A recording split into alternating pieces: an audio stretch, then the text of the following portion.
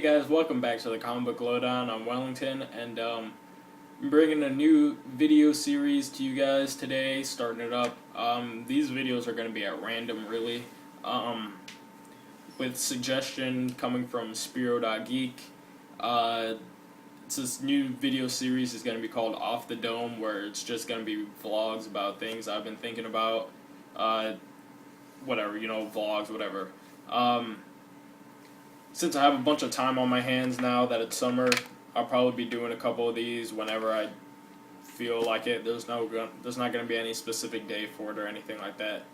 But yeah, I just finished watching Batman Under the Red Hood for the first time, and I thought that movie's pretty great.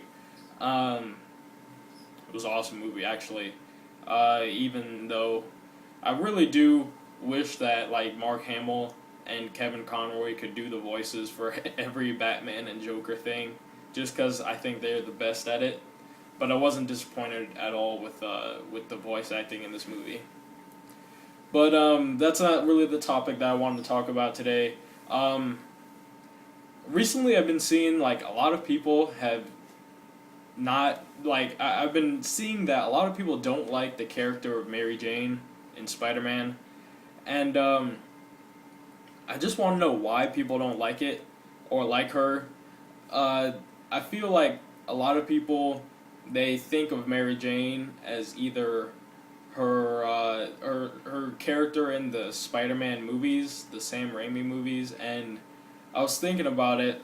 And I mean, this isn't bothering me or anything, but I was thinking about it, and I was like, now having read some great stories featuring Mary Jane and her character in the comics, compared to her character they had in the movies, is totally different. They characterized her totally wrong in those movies. They gave her the archetype of the damsel in distress in every single one of those movies, and then in the books, and the books I'm referring to are from Amazing Spider-Man, this freaking tome of a book that I have.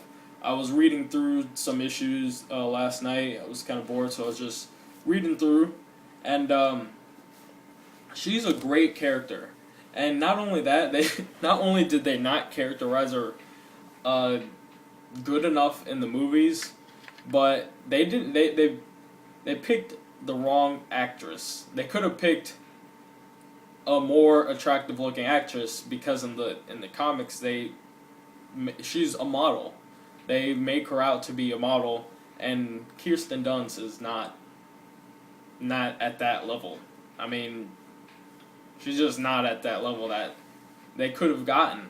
And again, they just characterized her attitude wrong and all that kind of stuff. They made her too dependent, and really she's kind of independent. And I get this, and the story I'm thinking about is, I think this takes place in, what is this? It's Amazing Spider-Man 30, I want to say 308 through, no, I think this takes place in Amazing Spider-Man 30, at the end of 307 through 309, or 308 through 309, a story arc where Mary Jane gets kidnapped. And, you say, yeah, she got kidnapped. She's always getting kidnapped, as, we see in the movies. But, this was a lot different. This wasn't to get at Spider-Man. This was just because there's some guy who's obsessed with Mary Jane and her modeling and everything. And so he kidnaps her and keeps her in another room in their own, complex, in their apartment complex that Peter and Mary Jane share, and Peter thinks that somebody's trying to get at him for being Spider-Man by kidnapping his wife, so he's going all over the place. He confronts people like Taskmaster. He confronts who else did he confront? Some low life boxer guy. I forgot his name. Just not an F-list character, but he's going through a lot of different characters, and he's just stressing out and he thinks it's about him, but it's really about this guy being obsessed with her.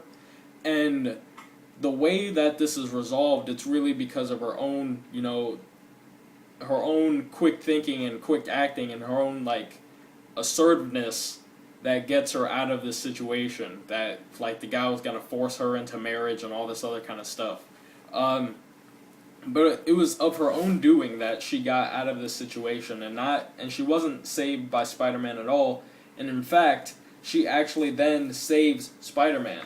Like, I'll show you guys this quick thing where Mary Jane, she goes on the offensive. She goes attack mode, and she actually handles this dude by herself, and his goons,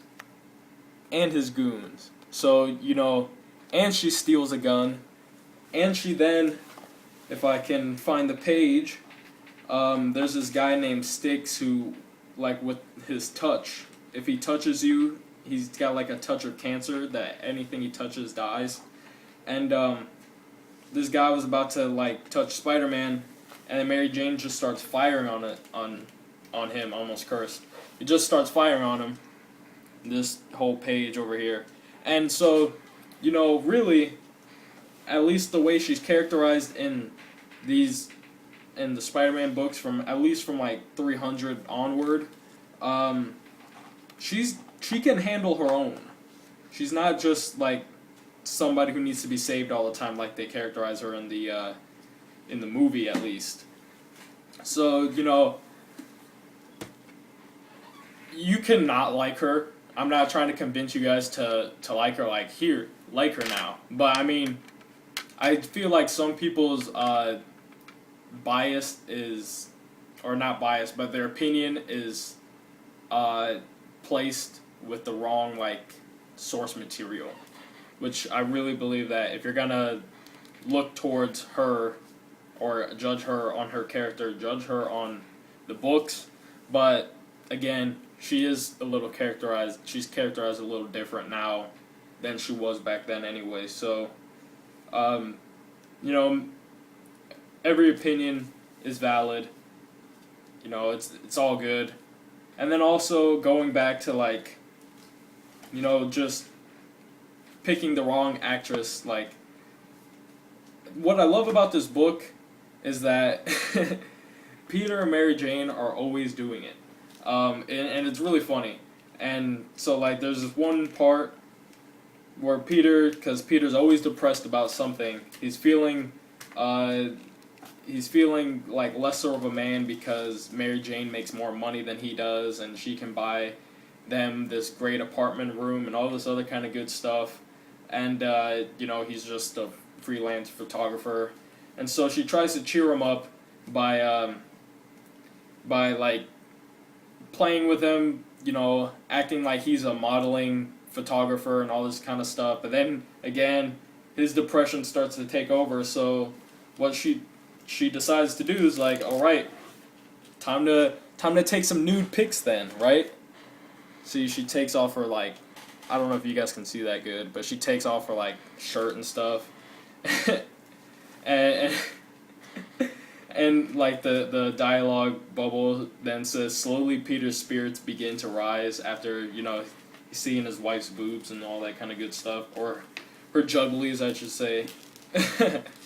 But, yeah, so, I don't know. I was just thinking about this earlier today, and I decided, hell, I might as well try out this off-the-dome stuff on this, see how it goes. But yeah, that was really it. I just wanted to show off some better Mary Jane stories that can probably, maybe if they're read by you guys that don't like Mary Jane, it might sway your opinion in a way. It might not. Doesn't matter, really. I was just introducing you guys to something you might have not read before or heard of before that might interest you, because the stories are really great, honestly, and the Todd McFarlane art is absolutely amazing. David Michelinie's run on Spider-Man is classic. The two of them wrote the issue 300, created Venom and all that other kind of good stuff, which is also another great stuff in here. I might get into it another time, another video, whatever. But yeah, so that's really it for me, guys.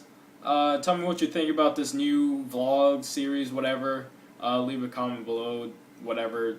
Just give me some feedback, and it'll be much appreciated. Anyways, I'm Wellington, signing off with the Comic Book Lowdown.